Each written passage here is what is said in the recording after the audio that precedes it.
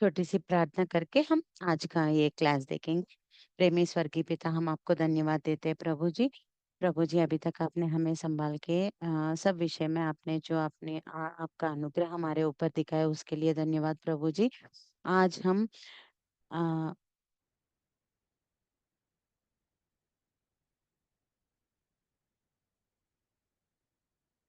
प्रभु जी, आज हम ये इज़राइल के राजाओं के बारे में देखने के लिए जा रहे हैं। प्रभु जी, आप हमारे साथ रहो प्रभु जी, और हमको अच्छे से चलाओ। जो कुछ हम उनसे सीखना चाहते हैं, प्रभु जी, आप जो हमसे बताना चाहते हैं वो हम सीखने के लिए आप हमारी मदद करो। ये छोटी सी प्रार्थना यीशु मसीह के नाम से मांगते हैं, सुनो और ग्रहण करो पिताजी, आमीन। आज हम इज़राइल के राजा, जैसे हमने पम्पलेट में दिया था, इज़राइल के राजाओं के बारे में हम आज देखेंगे। वो इज़राइल के राजाओं में पहला जो राजा है, वो हम एरोबियम करके देख सकते हैं, जेरोबम वन। पहला राजा जेरोबम है। ये इसके बारे में अगर हम देखेंगे तो उससे पहले एक बार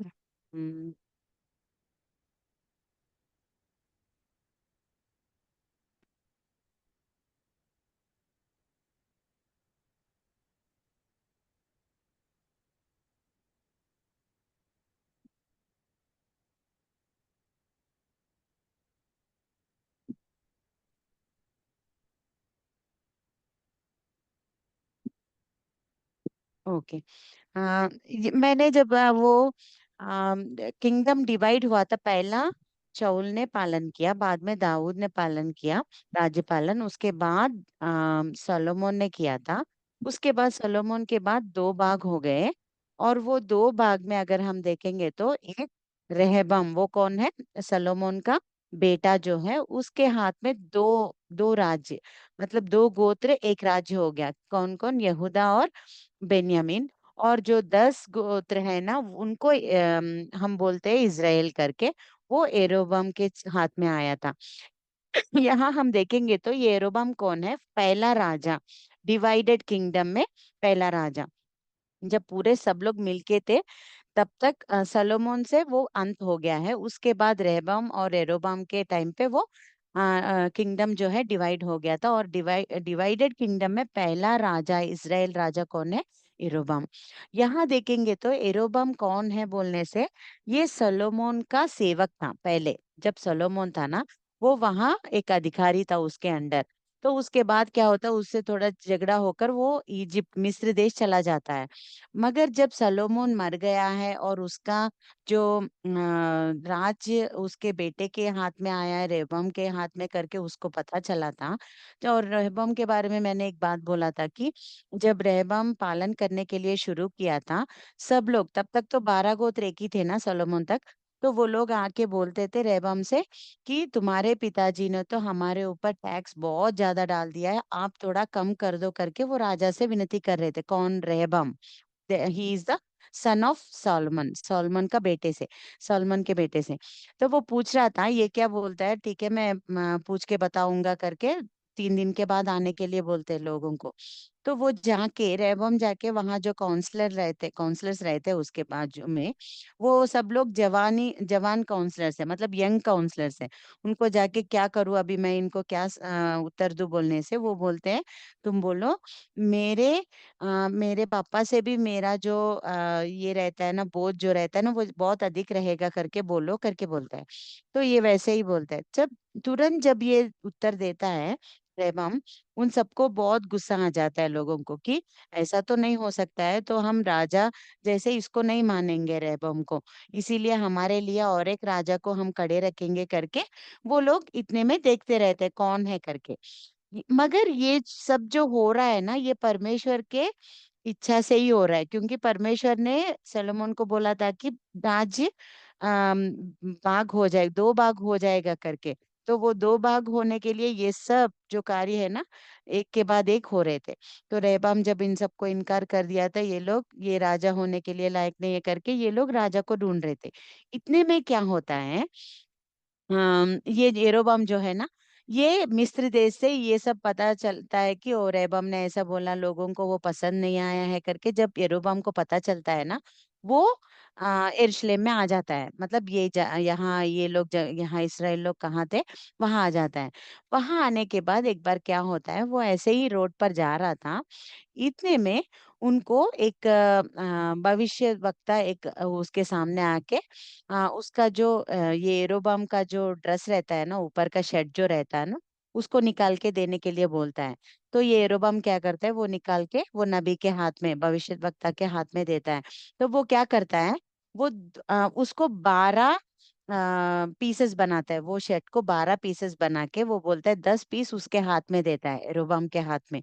और बोलता है कि परमेश्वर तुम्हें ये 10 गोत्र को देने वाला है करके वो चले जाता है। मतलब 2 गोत्र वहां उसके रहबाम के अंडर रहेंगे, 10 गोत्र तुम्हारे अंडर रहेंगे, तुम उनके राजा बनोगे करके एक नबी आके बोल के चले जाता है। तो वैसे ये राजा बनता है, लोग आके इसको राजा बनाते हैं यरोबाम को। तो ये क्या होता है, ये स्टार्टिंग में अच्छा ही रहता है, मगर तुरंत वो क्या होता है पता है, 2 सोने का बछड़े बनाता है और मूर्ति बना के वो क्या करता है, दान और बेतेल में रखता है। क्योंकि ये इसका मतलब क्या है, दान और बेतेल में क्यों रखता है पता है, अभी देखो यरूशलेम में जो कोई अभी 12 गोत्र के कनान देश में कहाँ कहाँ भी हो, सब लोग ना यरूशलेम में आके वो विश्राम के दिन पर वो यरूशलेम में आना है, और उनका जो क्या बोलते हैं दशमांश है या नहीं तो कुछ भी हो बलिदान है, वो सब कहाँ करना है उनको, यरूशलेम में करना है। मगर अभी यरूशलेम किसके अंडर चले गया, रहबाम के अंडर चले गया, वो दोनों गोत्र यहूदा पार्ट में था वो यरूशलेम। तो क्या हुआ, उनके अंडर चले गया ना, अभी इसको लगा यरोबाम को, अगर यहाँ मेरे 10 गोत्र वाले भी वहां जाके दशमांश देंगे और बलिदान जो है को जो कुछ हो वहां देंगे, अगर टैक्सेस पूरा वहां देंगे, तो मुझे क्या उससे फायदा रहेगा। इसीलिए इसने क्या किया, दान और बेतेल करके इनके एरियाज में, वो 10 गोत्र है ना, उनके एरियाज में दान नामक एक एक प्लेस है और बेतेल नामक एक प्लेस है। ये दोनों प्लेसेस में वो क्या करता है, 2 सोने का बछड़े जो जंगल में इज़राइल के लोगों ने बनाया था ना, हारून के प्रेजेंस में, जब मूसा ऊपर गया था 40 साल के लिए, सॉरी 40 दिन के लिए, वो टाइम पे जैसे उन्होंने बनाया था ना, वैसे 2 सोने के बछड़े बनवा के दान में एक बेतेल में वहां रख के लोगों से बोलता है कि आओ कोई भी हो, आराधना करना है तो अभी कोई भी यरूशलेम मत जाओ, दान और बेतेल में मैंने मूर्ति रखे हैं, वहां आके मूर्ति पूजा करो करके सब लोगों को एनकरेज करता है। मतलब मूर्ति पूजा का शुरुआत जो है, इज़राइल का पहला राजा यरोबाम। ये लोग सब लोग कौन है, इज़राइल के लोग मतलब कौन है, परमेश्वर से चुने गए लोग हैं। कितना परिश्रम करके परमेश्वर ने उनको मिस्र देश से 40 साल उनको कितना सिखाकर, कितने नियम निबंध को बोल के, यानी तो कैसे एक पिताजी एक बच्चे को कैसे संभालता है, वैसे संभाल के इनको कनान देश मतलब प्रोमिस्ड लैंड में लेके आए थे। मगर इन्होंने क्या किया, वो सब भूल गए। वो एरोबाम जो है, उसने क्या किया, मूर्ति पूजा का शुरुआत कर दिया यहाँ। और वो लोग सब राजा के बात मान के, ये लोग भी सब जाके मूर्ति पूजा करने लगे। और याजक जो नियमित थे ना याजक, वो चर्चेस में, वो उनको भी पूरा बिगाड़ दिया। तो पूरा इनका राज्य पालन कैसा था, बहुत बुरा था। तो वैसे इनका राज्य पालन हुआ था, ये एरोबाम के, ही is the first king of divided kingdom. हाँ, तो ये बाइबल संदर्भ मैं ये आपको शेयर करूंगी बाद में ग्रुप में। ये बाइबल संदर्भ इनका कहाँ रहता है, पहला राजा 11:26 से लेकर 40 तक, और 12 से लेकर मतलब 11 12 11 में ये एरिया में, और बाद में 12 to 14 चैप्टर्स में इसका संदर्भ हमको मिलता है। ये फर्स्ट किंग के बारे में। उसके बाद अगर हम देखेंगे तो सेकंड किंग नादाब है। ये कौन है, नादाब। यहाँ अगर हम देखेंगे तो ये यरोबाम का पुत्र है। ये यरोबाम का पुत्र ही राजा बना था। और उसके बाद ये भी जैसे यरोबाम ने पाप किया था, मूर्ति पूजा किया था, वैसे ही उसके अनुसार ही ये भी चला था। उसके बाद इसको ना ये ज्यादा दिन पालन नहीं करता है। केवल 6 मंथ्स तक ही ये अपना पालन करता है। बाद में इसके बाद जो बादशाह नामक एक राजा आता है ना, ये वो इसको मार देता है उसके राजा के गद्दी पर, मतलब उनके राजमहल में ही इसको मार लेता है। ये भी बहुत बुरा है क्योंकि अपने पिताजी के अनुसार ही चलता है। ये नादाब है, ये सेकंड किंग है। उसके बाद तीसरा बादशाह उसका नाम है। और ये इसका पुत्र नहीं है, नादाब का पुत्र नहीं है। नादाब कौन है? यरोबाम का पुत्र है। मगर नादाब का पुत्र राजा नहीं बना। बादशाह दूसरा और एक है, इस्साकार वंश से, मतलब गोत्र, 12 गोत्र में एक गोत्र है इस्साकार। इस्साकार गोत्र से अहज्या का पुत्र है ये बादशाह। ये क्या करता है? ये नादाब को मारकर ये राजा बनता है। और उसके बाद इसके जीवन में क्या है हम देखेंगे। ये नादाब को मारकर राजा बन लेता है। और उसके बाद ये पूरा यरोबम के वंश जो है ना, मतलब यरोबम के पुत्र को भी मारता है, और उसका पूरा वंश जो कोई है यरोबम के पुत्र, उन सबको पूरा वंश को नाश कर देता है। क्यों? इसके प्लेस में कोई अगर राजा समान आ जाएंगे करके उसको एक ये था, इसीलिए पूरे यरोबम के फैमिली को ये मार देता था, अंत कर दिया। और उसके बाद आसा यहूदा के राजा से संघर्ष किया। ये आसा कौन है? ये अगर हम देखने से ये इजराइल के राजा यहाँ पालन कर रहे, सेम टाइम वहां भी यहूदा के दूसरे राजा पालन कर रहे हैं ना। इसके टाइम पे, बादशाह के टाइम पे, यहूदा में कौन पालन कर रहा था? आसा नामक राजा पालन कर रहा था। उससे भी वो संघर्ष कर रहा था, मतलब उससे भी उसका झगड़ा ये सब हो रहा था। तो ये भी बहुत बुरा राजा है। उसके बाद अगर हम देखेंगे तो फोर्थ वन एला। एला करके एक राजा आता है। ये बादशाह का पुत्र है, मतलब ये राजा जो है ना उसका पुत्र है एला।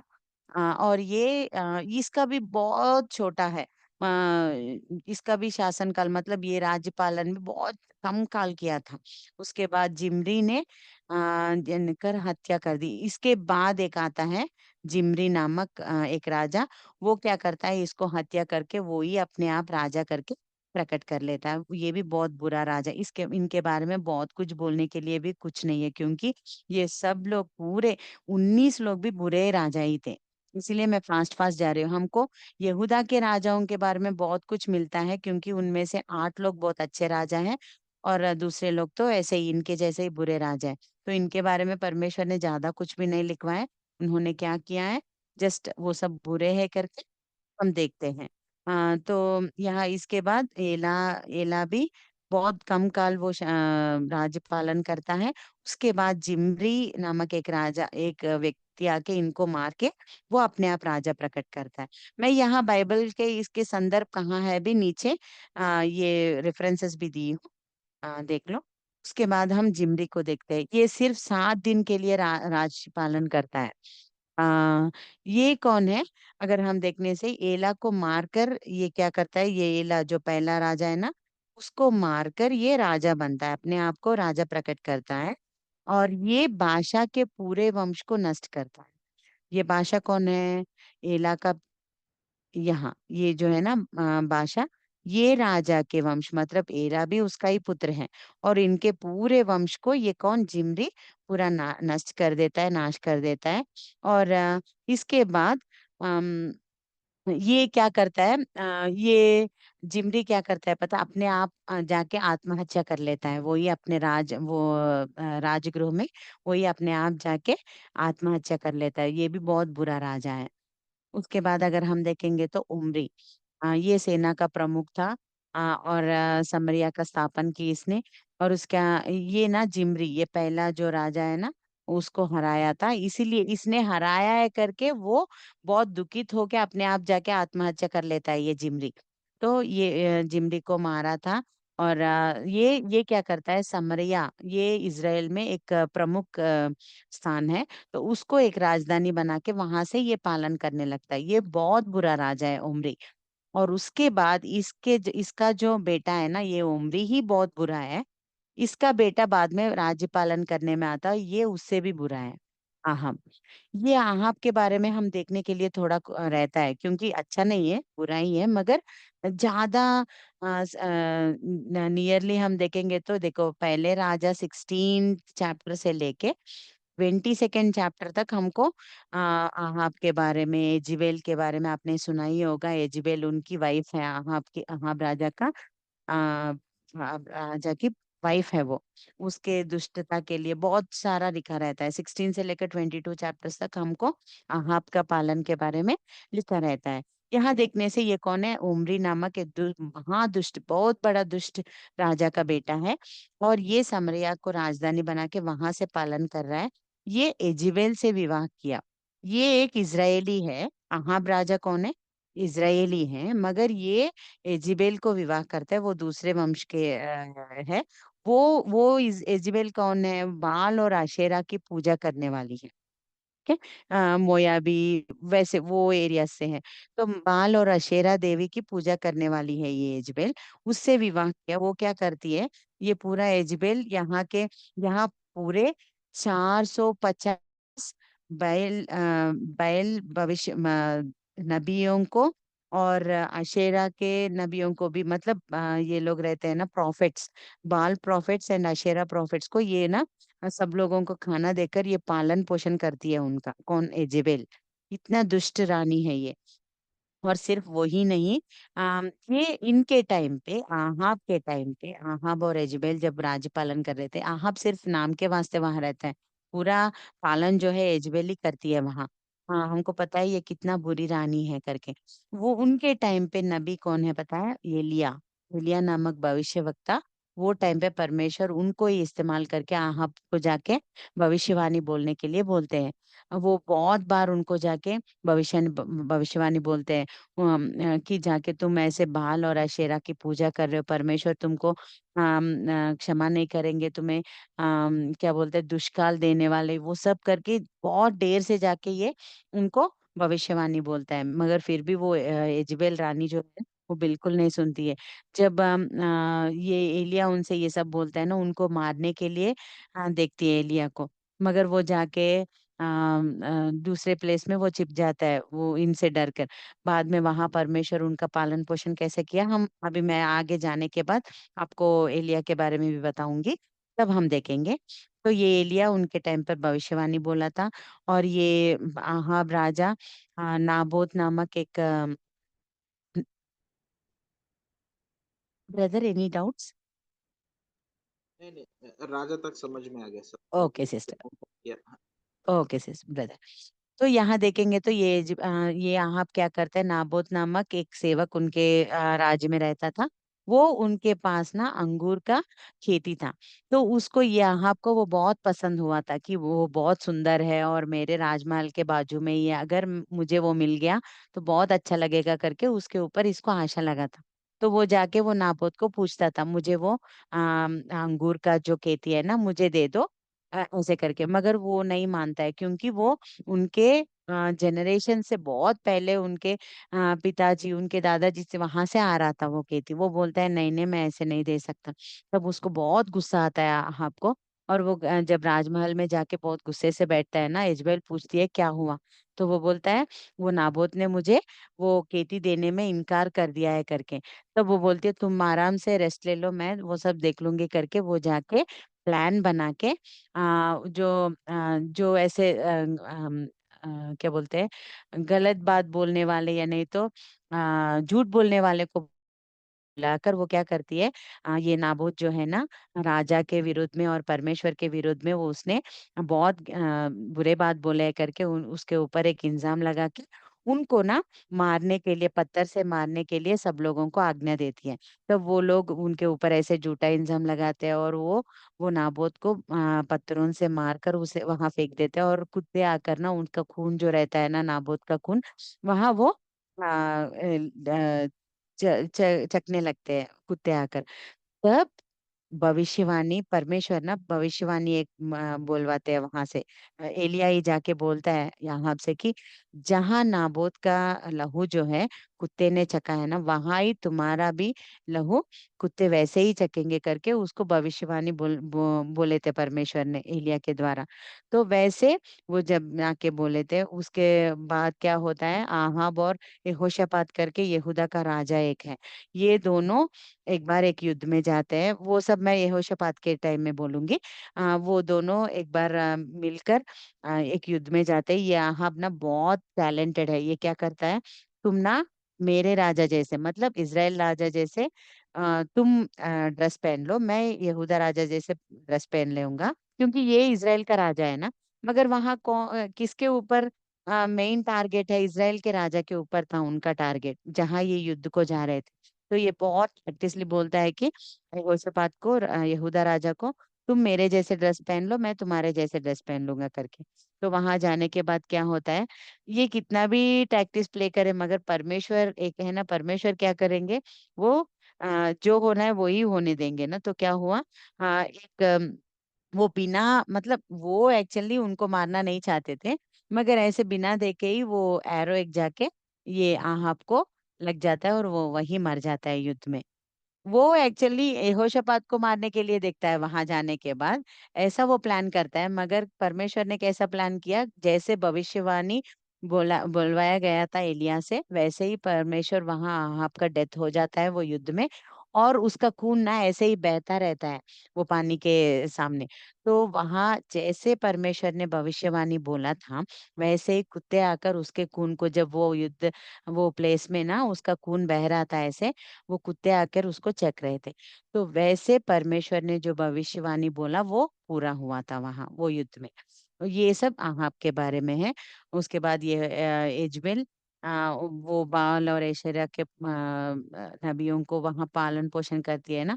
उन लोगों को एलिया ने कैसे मारा है, वो एलिया के टाइम में हम देखेंगे, एलिया के बारे में जब मैं बोलूंगी उनके बाद। मगर यहाँ हमको एक समझ में आता है कि ये सबसे बुरा राजा है, और वो किसके आध्वर्य में चल रहा है, ये जिबेल जो कुछ बोल रही है उसके इसमें चल रहा है। पूरा मूर्ति पूजा से सब लोगों को ये लोग बिगड़ा दिए करके हम यहाँ देख सकते हैं। उसके बाद अगर हम देखेंगे तो 8, ये आहाब का पुत्र, इसका पुत्र आहाब का, उमरी का पुत्र आहाब है, और आहाब का पुत्र अहज्या है। ये अहज्या अगर हम देखने से, ये मोयाबियों के विद्रोह में यहाँ ये काम करता है, मोयाबियों से ये झगड़ने और युद्ध करने के लिए जाता है। ये उसके बाद हम देखेंगे तो बीमारी में बाल देवता से सलाह ली। ये क्या करता है, ये हम पहले राजा के दूसरे राजा के पुस्तक पहले अध्याय में अगर आप देखेंगे तो आपको समझ में आएगा। ये एक ये अच्छे से पालन कर रहा था, मतलब अच्छे से, मतलब ये बुराई है, वहां से जो कुछ सीखा है वैसे ही कर रहा था। नॉर्मली ये कौन है, इजराइल का राजा है। इजराइल कौन है, परमेश्वर से चुने हुए।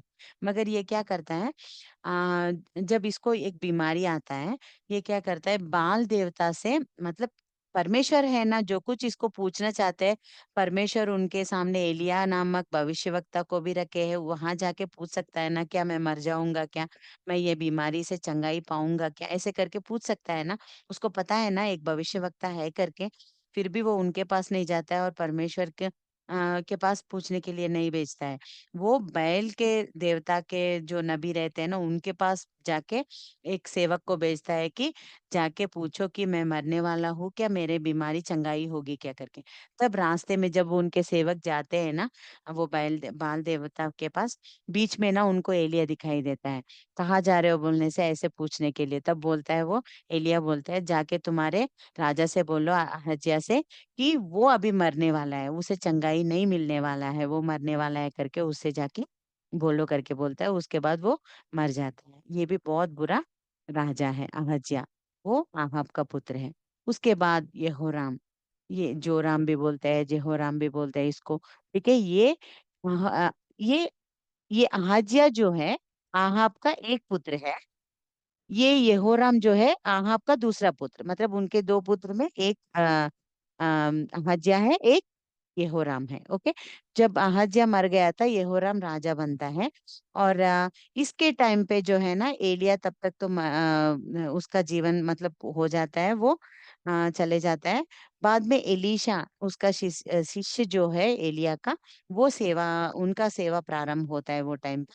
मतलब यहोराम के टाइम से लेकर हम अगर देखेंगे 2, 3, 4, यहाँ तक, यहाँ 12, यहोआश, यहोआश मतलब जोआश तक, जोआश तक, ये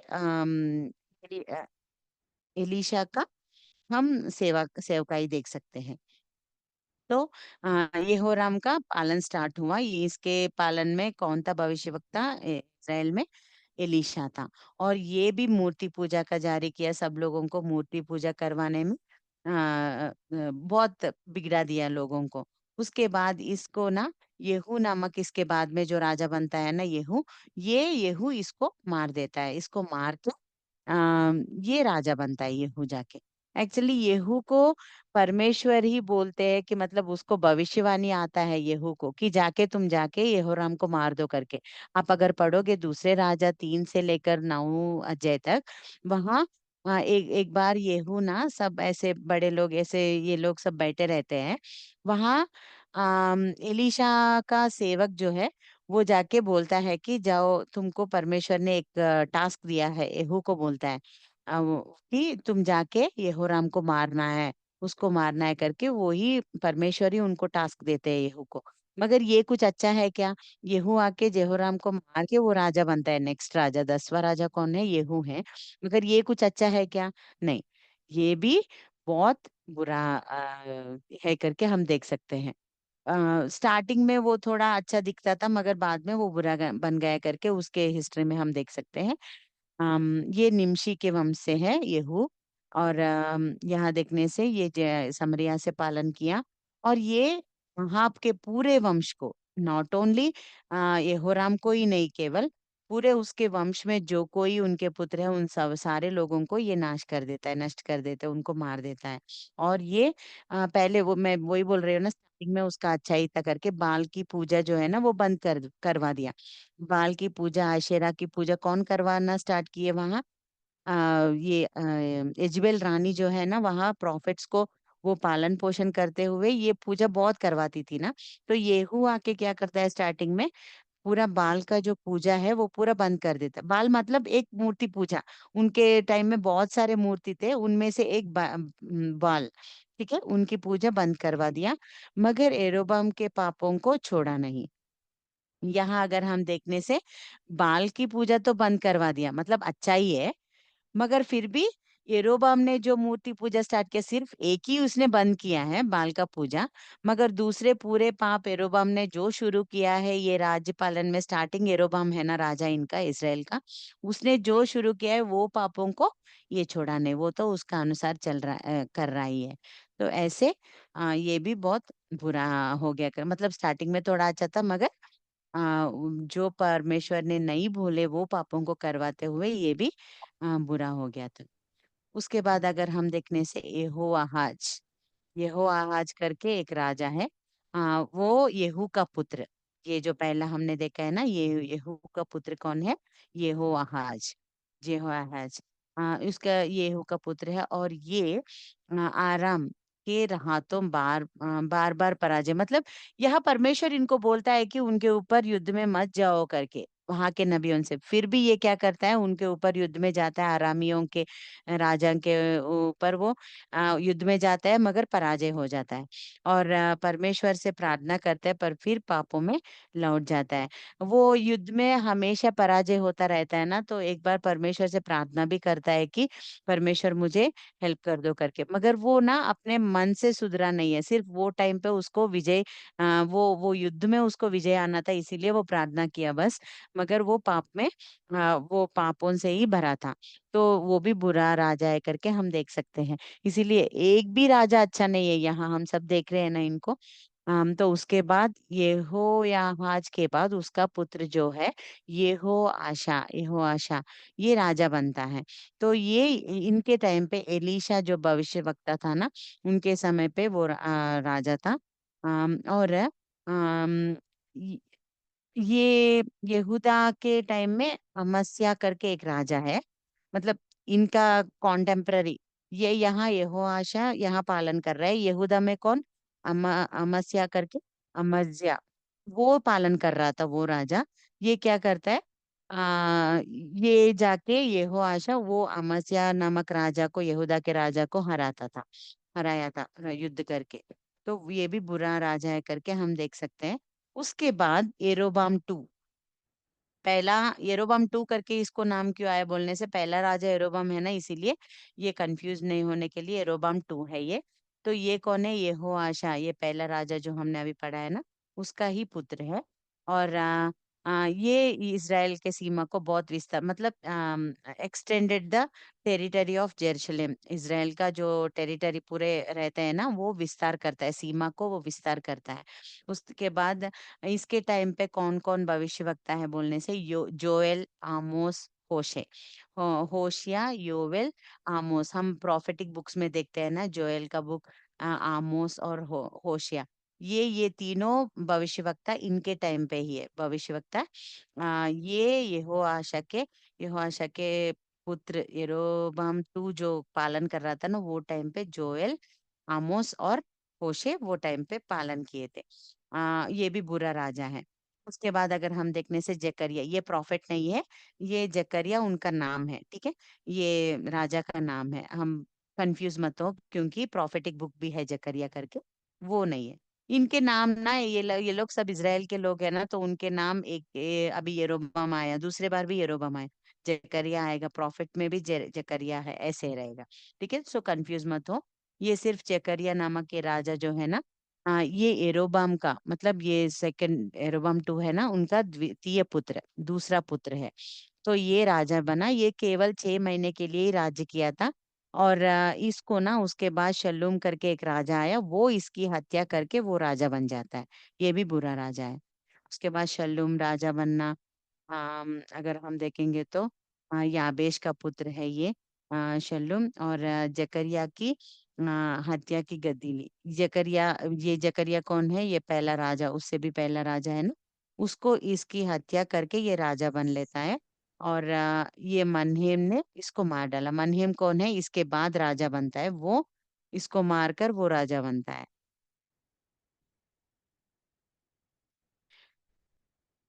सॉरी,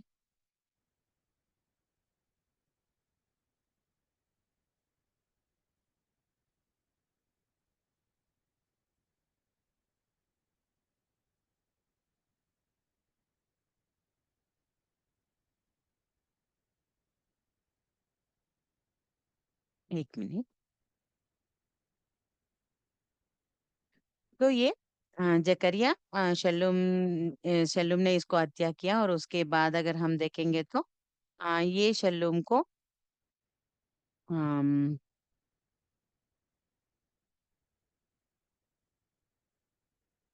सॉरी,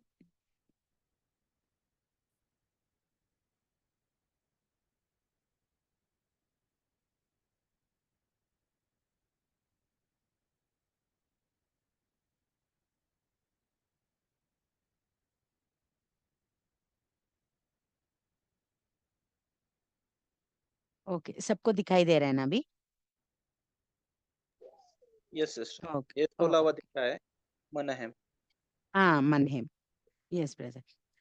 हाँ, तो इसके बाद यहाँ पहले अगर हम देखने से, शल्लुम ये जकरिया की हत्या की, मतलब इससे पहले राजा को हत्या करके ये राजा बनता है। और इसको ना उसके बाद जो है ना, वो मनहेम इसको, इसकी हत्या करके वो राजा बनता है। और मनहेम के बाद ना, आ,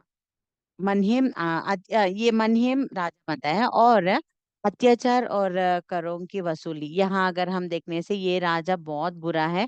ये क्या करता है, टैक्स बहुत ज्यादा ज्यादा वसूल करता था वो टाइम पे, और अत्याचार करके बहुत बुरा राजा करके ये कहलाता था।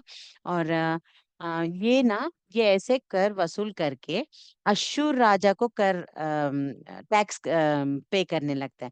मगर यहाँ देखने से ये क्या कर रहा है, टैक्स कलेक्ट कर रहा है यहाँ, और अश्शूर राजाओं को टैक्स पे कर रहा है। अभी तक जो राजा थे ना, नॉर्मली यहूदा में या नहीं, तो वो लोग दूसरे लोगों को टैक्स नहीं भरते थे, क्योंकि ये इनका पालन यही करते थे और ये किसी के ऊपर आधारित नहीं रहते थे। मगर ये क्या उनसे हाथ मिलाकर उनको टैक्स भरने में, ये अशूर को टैक्स भरने में ये मनहेम लगा था और उनके अंडर मतलब उनको पूरा ये हमारे ऊपर अधिकार ले लो ऐसे करके वो उनके ऊपर थोड़ा डिपेंडेंसी रख रहा है करके हम देखते हैं। ये आपको याद रखना है क्योंकि ये कैसे जाके अशूर के अंडर थोड़ा थोड़ा स्लोली स्लोली जाके कैसे मिल जा रहा है, उसके कारण क्या हुआ, उसका जो रिजल्ट है वैसे वो जाने का रिजल्ट क्या है हम बाद में देख सकते हैं। ये अशूर से अभी ये क्या कर रहे हैं, टैक्स उनको भरते हुए परमेश्वर ने उनको मना किया है क्योंकि तुम्हारा मैं तुमको अच्छे से देखूंगा, किसी और के सामने तुम जाने की जरूरत नहीं है करके परमेश्वर उनको बोले थे।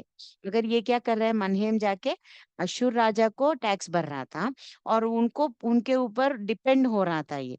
तो क्या होता है बाद में ये अशूर राजा ही उनको गुलामी जैसे लेके चले जाते हैं, परमेश्वर उनको ही अलो करते हैं इनके ऊपर, ये इजराइल लोगों को गुलामी पर लेके जाने के लिए, निर्वास करने के लिए वो ही ये अशूर राजा को वही एक अच्छा मौका मिल जाता है। तो इसका कारण या कहाँ स्टार्ट हुआ, मनहेम जब उनको कर पे कर रहा है, मन नहीं तो टैक्स जब उनको पे कर रहा है तो वहां से शुरू हुआ डिपेंडेंसी। ये मनहेम के बारे में ये भी बुरा है। उसके बाद पेकिया नामक मनहेम का पुत्र राजा बनता है और वो केवल 2 साल के लिए राज्य करता है और उसके बाद पेकह करके उसके अंडर रहता था वो इसको हत्या करके वो राजा बन जाता है। ये भी बहुत बुरा राजा है। ये पेकह, ये क्या करते हैं, पेकहिया के अंडर एक सेवक था, मगर वो ये क्या किया, उसके मालिक को, वो राजा को मार कर ये राजा अपने आप को राजा प्रकट कर लेता है। तो यहाँ अगर हम देखेंगे तो अशूर के खिलाफ विद्रोह, अभी वो मनहेम ने कैसे क्या किया, मनहेम ने टैक्स पे करना अशूर को शुरू किया है ना। तो यहाँ ये क्या करता है, ये पैकर वो अशूर को टैक्स पे करने में इनकार कर देता है, मैं नहीं करूंगा करके उनके विद्रोह में ये होता है। तो क्या होता है, ये बाद में पिलेसर ने उत्तर का बाग हड़प लिया। ये जो अशूर जब उनके ऊपर युद्ध में आते हैं ना, परमेश्वर इनको ना दूसरे भविष्यवक्ता के द्वारा एक मैसेज देते हैं, तुम मत जाओ वहां करके, मगर फिर भी ये जाता है और वो वहां बहुत पराजय पा लेता है यहाँ। तो उसके बाद वो जब पराजय पा के आता है ना, ये होशे नामक नेक्स्ट राजा जो है ना, इस वो आके इसको मार देता है और ये यहाँ मर जाता है। उसके बाद होशे नामक एक राजा आता है, ये फाइनल राजा है, इज़राइल का लास्ट राजा जो है ये होशे है। और ये क्या करता है, ये इसने विद्रोह किया है अशूर के खिलाफ, कौन पेकह ने।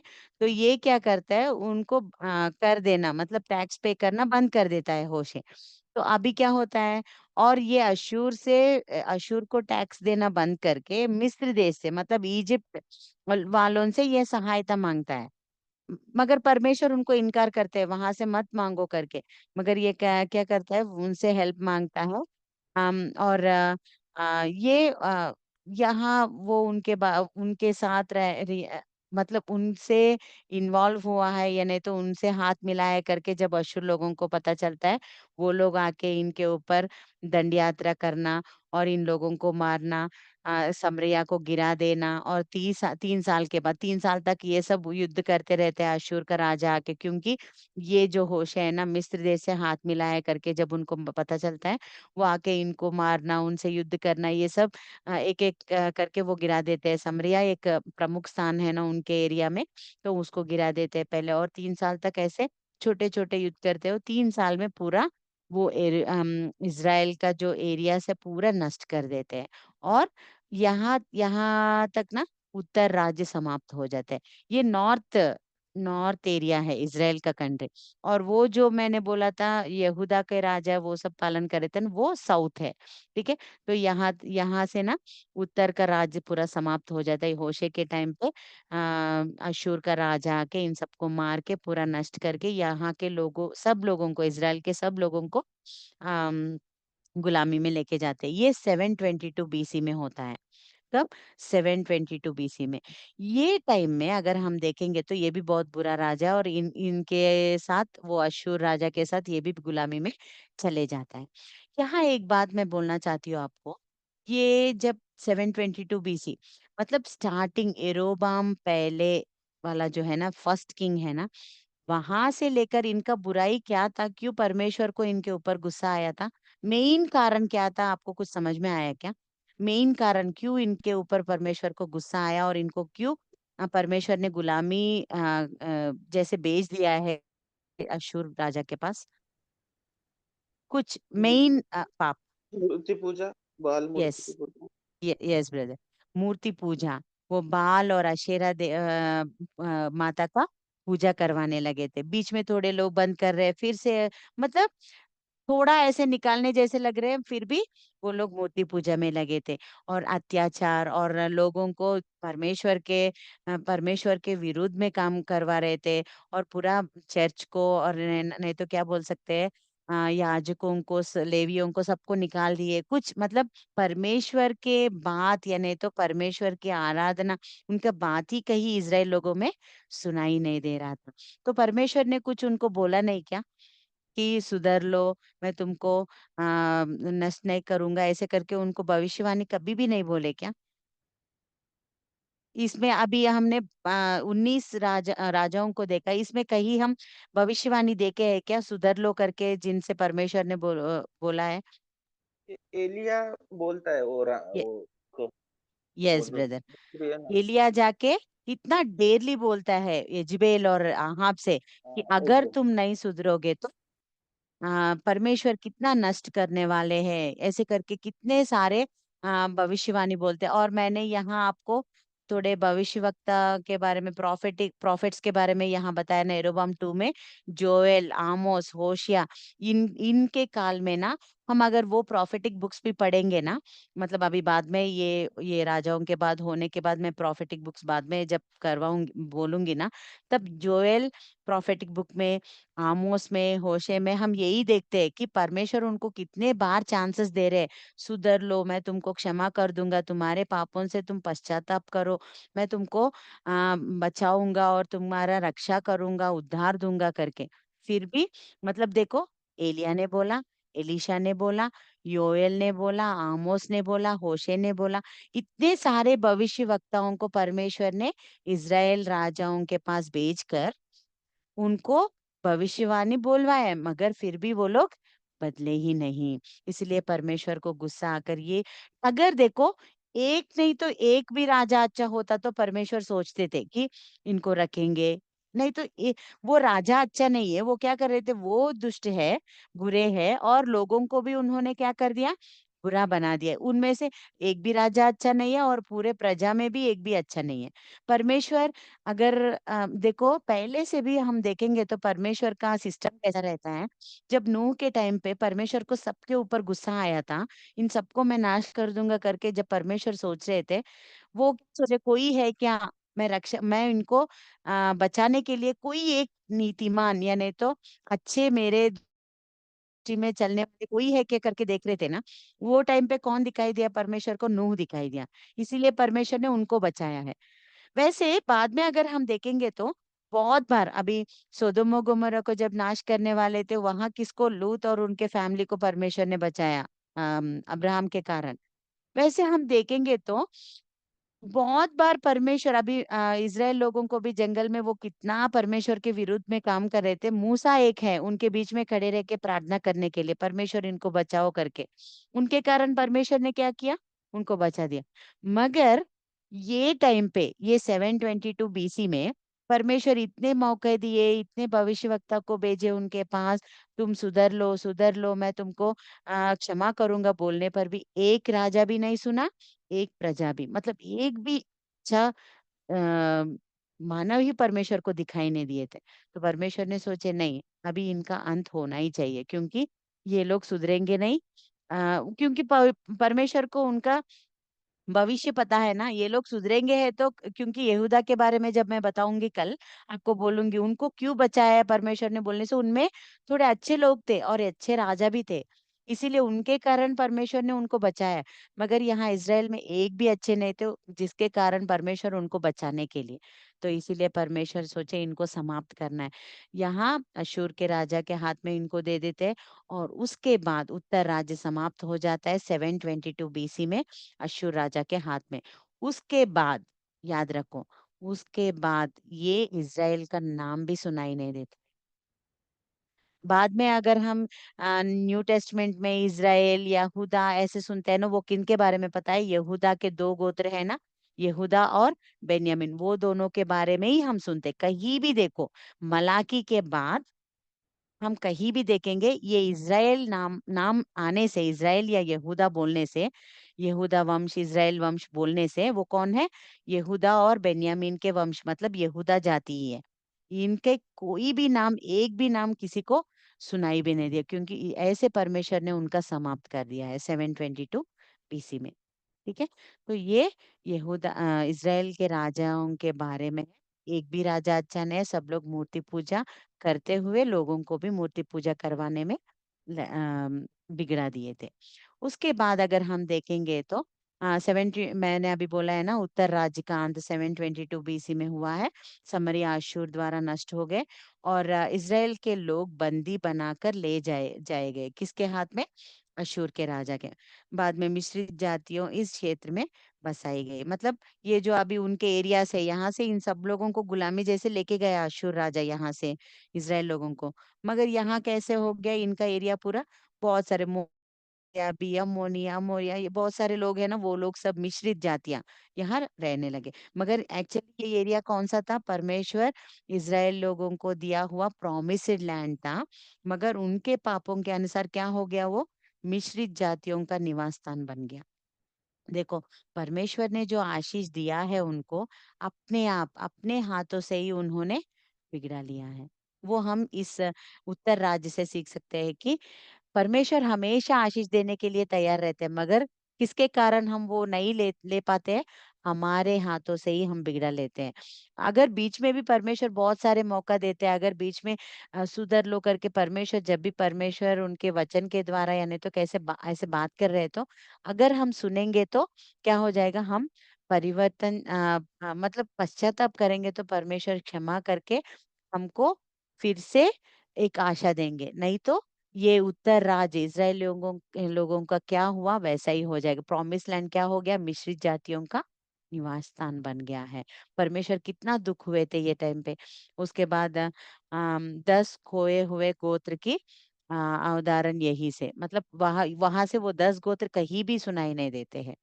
ये हमको दूसरे राजा 17 में क्यों परमेश्वर ने उनको वैसे बेच दिया है, क्यों उनको ऐसे गुलामी अलाउ किया है परमेश्वर ने, ये सेकंड राजा 17 में उसके रीजंस हमें दिखाई देते हैं। तो ये है इज़राइल राजाओं के बारे में। तो उसके बाद में अगर ये इज़राइल राजाओं के टाइम पे 2 भविष्यवक्ता हमको बहुत मेजरली दिखाई देते, वो है एलिय्याह और एलीजा और एलीशा। ठीक है? तो एलीजा के बारे में अगर हम मैंने ये पॉइंट्स दिया है आपको, उनने क्या-क्या किया करके। ये तिशबी निवासी है, इज़राइल का भविष्यवक्ता है। वो इज़राइल में वर्षा रोकने के लिए 3 एंड हाफ इयर्स वो रेन को रोक देता है, बारिश को रोक देता है अपने भविष्यवाणी से। तो इतना अच्छा भविष्यवक्ता है और केरीत नाले के पास वो रहता है, क्योंकि एजबेल उसको मारने के लिए देखती है ना, तो वो जाके केरित नाले के पास छुप जाता है। वो टाइम पे परमेश्वर उनको ना कौवे के द्वारा परमेश्वर भोजन भेजते हैं। उसके बाद अगर देखेंगे वहाँ जब केरीत नाले में पानी हो गया, वो टाइम पे परमेश्वर वो जानते हैं ना क्या कब करना है, तो तुरंत वो बोलते हैं जाओ जाओ सारेपत में जाके सारेपत में जाओ, मैं वहाँ एक विधवा को मैंने बोला है कि तुम्हारा देखभाल करने के लिए। वहाँ जाने के बाद उसके पास थोड़ा ही आटा था और तेल था, मगर परमेश्वर ने वहाँ एलिय्याह के द्वारा वहाँ एक चमत्कार कर दिया कि जब वो एक रोटी बना के एलिय्याह को दी थी ना, वो 3 एंड हाफ ईयर्स जब तक वो दुष्काल में था, यानी पानी बारिश नहीं हुआ था ना, वो पूरे 3 एंड हाफ ईयर्स परमेश्वर ने एलिय्याह के द्वारा सारेपत के विधवा को परमेश्वर ने पालन-पोषण किया था। और उसके बाद ये विधवा का पुत्र जब मर जाता है एलिया के द्वारा वो जीवित होता है। मतलब ये देखो कितना परमेश्वर के लिए कितने कार्य उसने किया है भविष्यद्वक्ता ने। मरे हुए को भी जिलाया है। और कर्मेल पर्वत पर बाल के याजकों को चुनौती।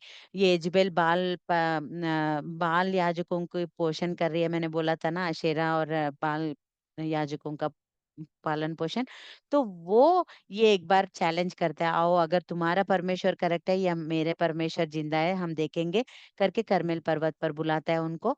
तब वो बोलता है अगर तुम्हारा तुम मैं तुमको मौका दे रहा हूँ, यहाँ एक बलिदान रख के ऊपर से आग आना है। अगर तुम्हारा वो बाल जीवित है तो उनको बोलो, प्रार्थना करो कि क्या बोलते हैं, वो अग्नि आके उसको जला दे करके। वो सुबह से लेकर शाम तक प्रार्थना करते हैं, बाल कहाँ हो, आ जाओ, चमत्कार करो, तुम इसको अग्नि मतलब इसको जला दो करके कितना प्रार्थना करते हैं, मगर कुछ भी नहीं होता है।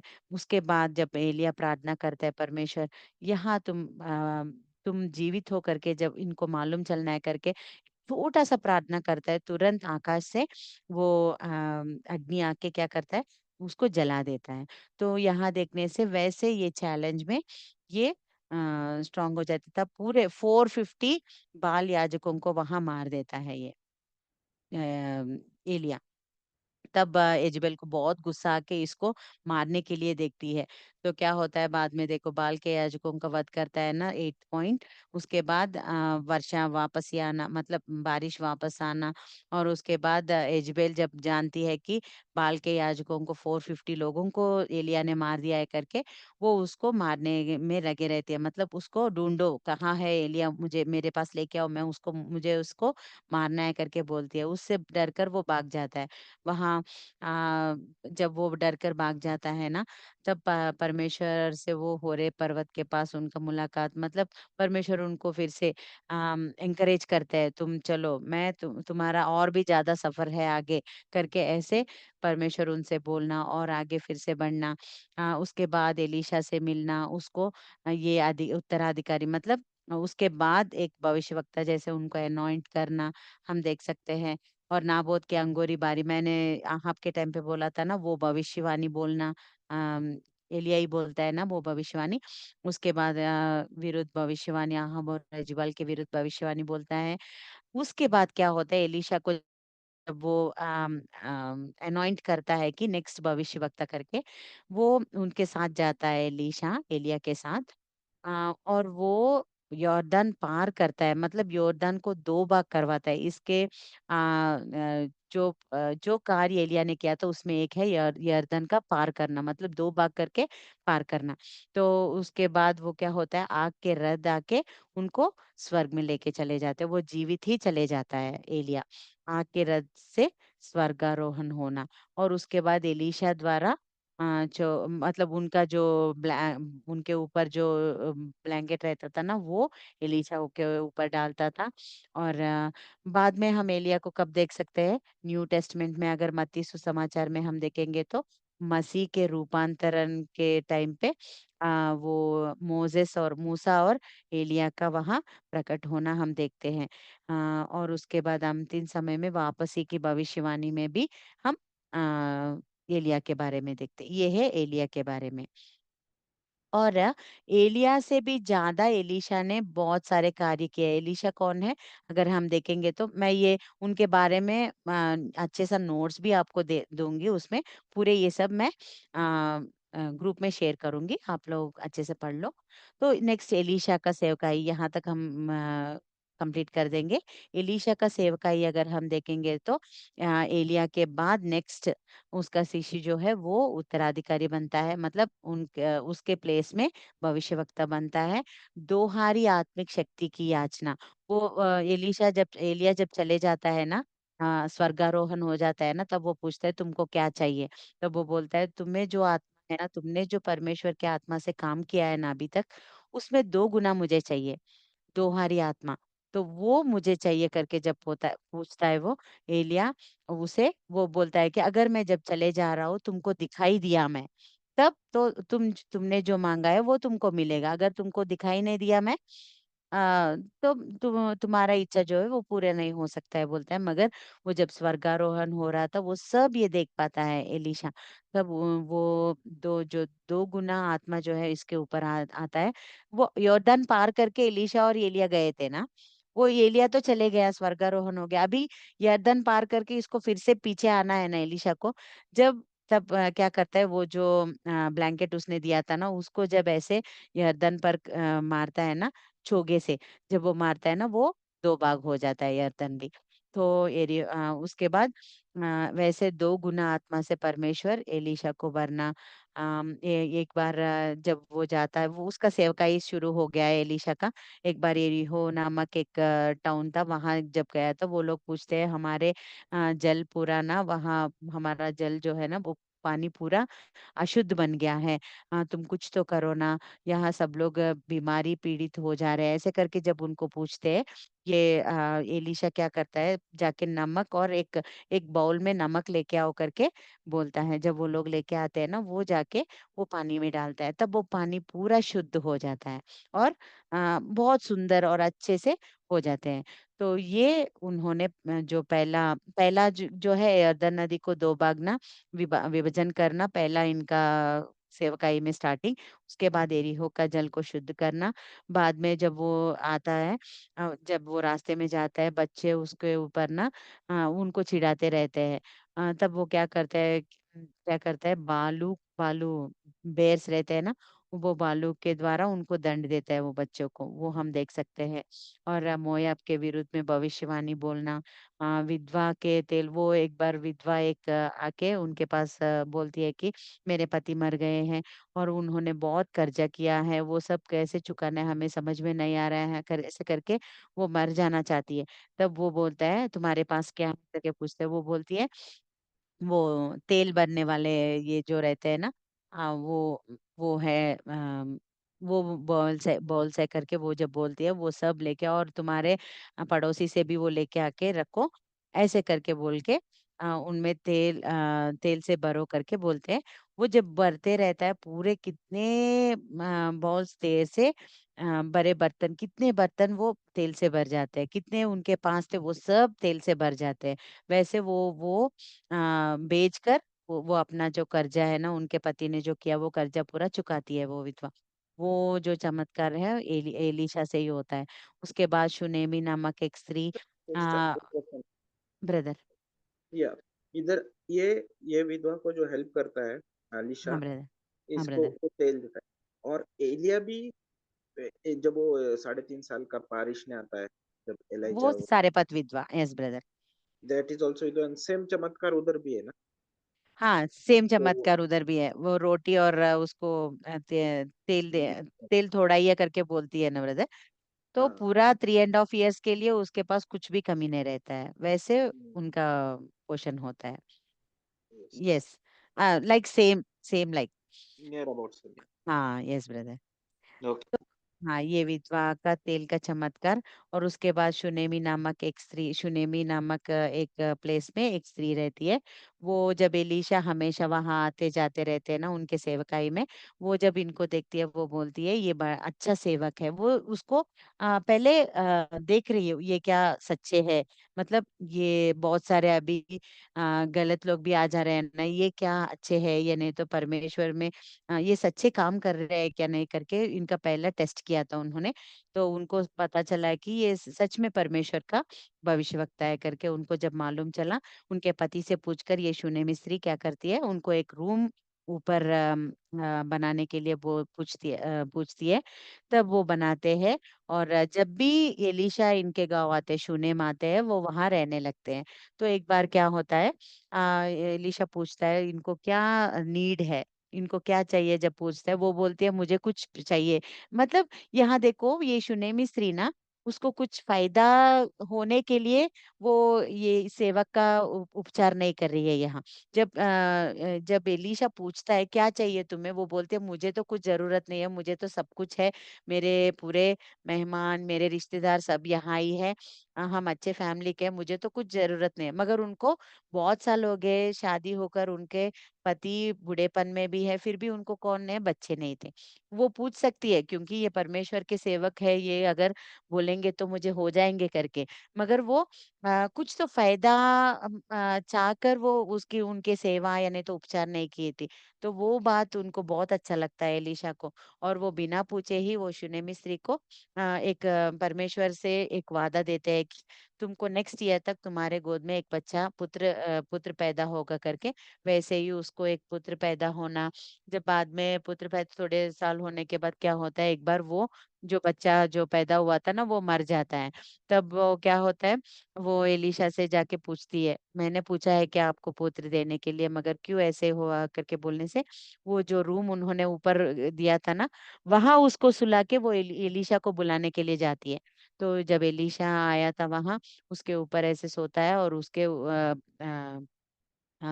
नोस में वो जब ऐसे फूँकता है ना, तब वो फिर से जी उठता है वो लड़का। मतलब वहाँ एलिय्याह ने भी मृतों को जीवित किया है और एलीशा ने भी यहाँ मृतों से जीवित किया है, मृतों को जीवित किया है। तो उसके बाद अगर हम देखने से जहर से मिला हुआ भोजन शुद्ध करना, एक बार उन सबको पता नहीं था, वो पूरा भोजन जहर से मिल गया था। तब भी ये जब ये वहाँ चमत्कार करते हैं एलीशा। उसके बाद 100 लोगों को थोड़े भोजन से तृप्त करना। मतलब थोड़ा ही भोजन था, वहाँ 100 लोग थे। तब ये प्रार्थना करके एलीशा क्या करता है, उन सारे लोगों को वो थोड़ा भोजन से ही वो 100 लोगों को वो अच्छा-सा भोजन खिलाता है। और नयमान के कोढ़े से चंगा करना, हमको ये सब पता है ना। नयमान जब कोढ़े से आता है वहाँ, जब वो एलीशा बोलता है उनको जाके जाके यरदन नदी में 7 बार डूब के उठो। तब ये बोलता है, क्या हमारे देश में नदियाँ नहीं है क्या? नाईमान को बहुत गुस्सा आता है, नदियाँ नहीं है क्या शुद्ध होने के लिए? मैं सोचा आके कुछ तो ऐसे हाथ रखी, इस इन्होंने क्या सोचा था नाईमान ने, वो एलीशा आके मेरे ऊपर हाथ रखेगा और चंगाई देगा। मगर वो क्या बोला जाके वहाँ डूब के उठो करके 7 बार।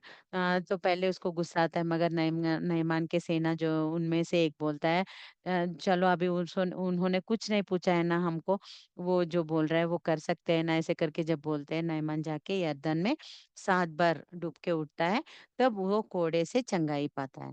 और उसके बाद वो उससे पूछता है, क्या चाहिए तुम्हें करके एलीशा से पूछता है, मगर एलीशा कुछ भी नहीं मांगता उनसे, गिफ्ट्स कुछ भी नहीं मांगता। मगर गेहजी जो उसका सर्वेंट है, किसका, एलीशा का, वो लालच में आके वो क्या करता है, जाके मुझे मेरे मेरे मालिक ने ये सब पूछे है, गिफ्ट्स लेके आने के लिए पूछे है करके गेहजी जाके उनसे पूछता है। वो जब लेके आकर वहां रखता है ना, एलिशा उनके बुला के बोलता है, क्या जब तुम वहां जा रहे हो ना, नयमान से जब गिफ्ट्स मांग रहे हो ना, क्या मेरी आत्मा तुम्हारे साथ नहीं आई है क्या, ऐसे करके पूछता है। तब वो कोड़े, जो कोड़ा नयमान को छोड़ा था, वो कोड़ा किसको अभी लग गया, गेहजी के गेहजी के ऊपर दंड दंड लग गया था। वैसे एलीशा ने किया था परमेश्वर के बातों से।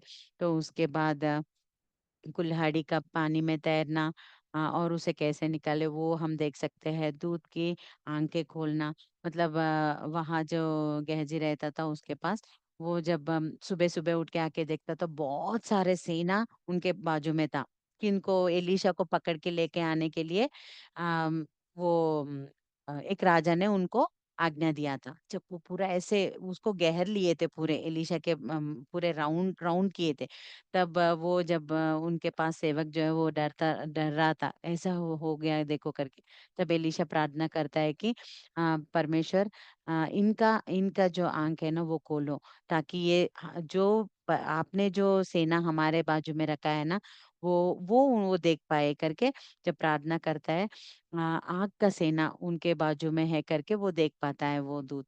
वो उसके बारे में हम देख सकते हैं, आरामी सेना को अंधा करना और आरामी सेना को पकड़वाना और फिर क्षमा करना, क्षमा मांगना, और समरिया की घेराबंदी की भविष्यवाणी, मृत्यु के बाद भी ये उसका बाद में एलीशा मर जाता है। उसके मृत्यु के बाद भी जाके उसको जब दफनाते हैं ना वहाँ, जब वो उसको दफनाते हैं ना, उसके हड्डियां ना, जब वहां मरे हुए हड्डियों को उससे मिला था ना, वो जीवित हो गए करके हम देख सकते हैं। मतलब हाँ, एलीशा इतना ज्यादा, 2 गुना, उसने क्या पूछा, 2 गुना आत्मा मुझे चाहिए जो एलिया में है करके। सच में जो एलिया ने चमत्कार किया था, उससे 2 गुना चमत्कार एलीशा ने यहाँ किया है करके हम देख सकते हैं। तो ये सब इज़राइल लोगों के राजाओं का इतिहास, और एलीशा और एलिया और एलीशा का सेवकाई के बारे में है। तो कल हम यहूदा के राजाओं के बारे में देखेंगे।